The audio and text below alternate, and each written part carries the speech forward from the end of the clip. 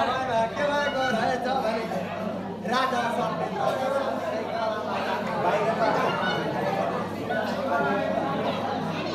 त्यसै गर्दा एक दिनको कुरा जाने गरे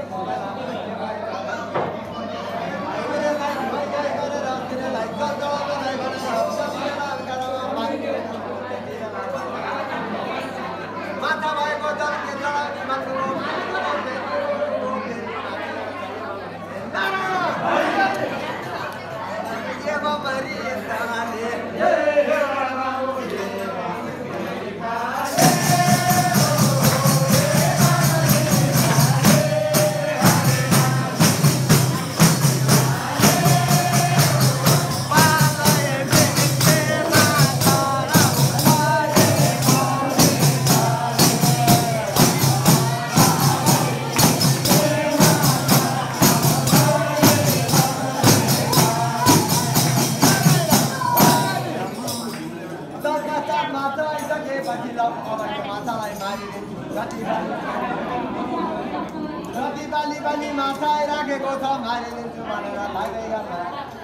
माथाले के भन्नु भने राजन के बाबु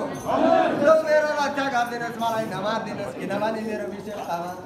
ठुला जातिले हामी साना जातिलाई खाने भएको कारणले गर्दा हाम्रो रक्षा गरिदिनुहोस् भनेर भनिसकेपछि गर्न लागे के भाउ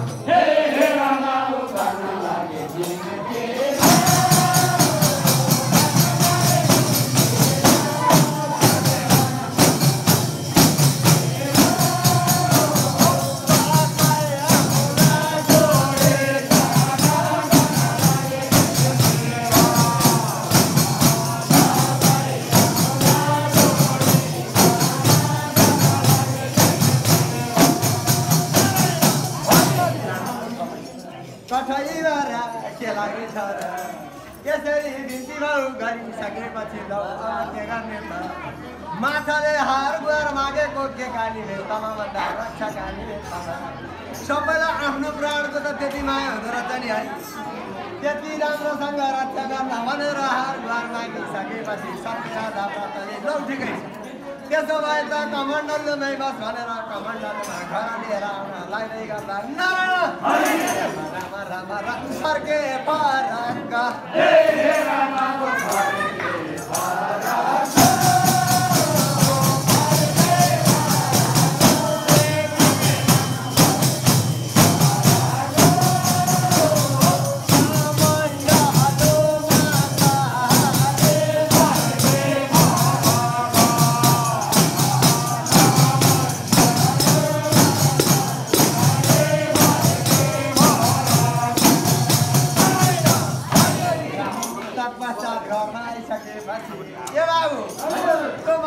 कमण्डलमा राखेको भरि भन्दा बेलायतमा कमण्डल भरि राखेको लौ यसलाई ठाउँ पुगेन भनेर तौलामा राखेका पछि भन्दा ताउलो भरि भरिसकेपछि नारायण राम राम परे दङ दासमा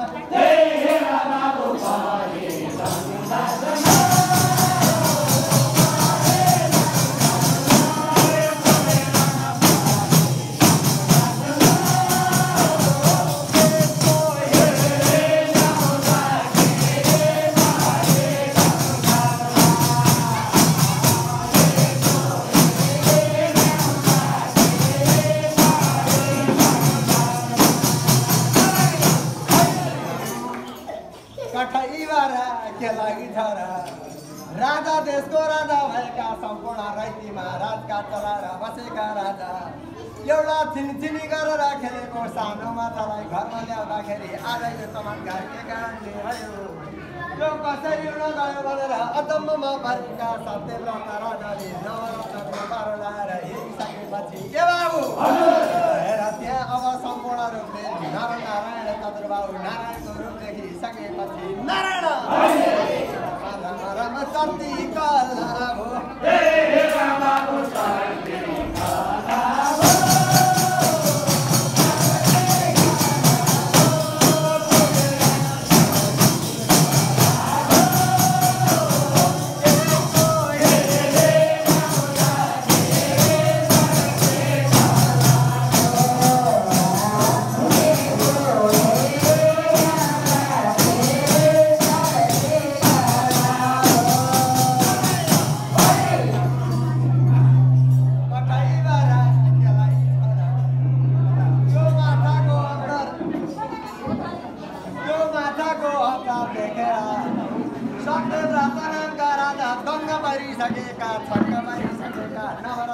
पारो लगाएर हेरेका त्यसरी हेर्दै जाँदा लौन प्रभु मैले नसकिन जान्न सकिन मैले यो अर्घ चढाउनलाई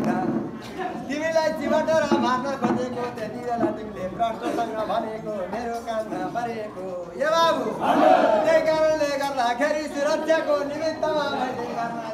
ल्याइसकेपछि कमण्डलमा राखेको ताउलोमा राखेको इनारमा राखेको यसरी राख्दाखेरि चाराको तिम्रो रूपले त्यही भरिँदै गइसकेपछि अचम्ममा परे ओइ माछाको रूप देखेर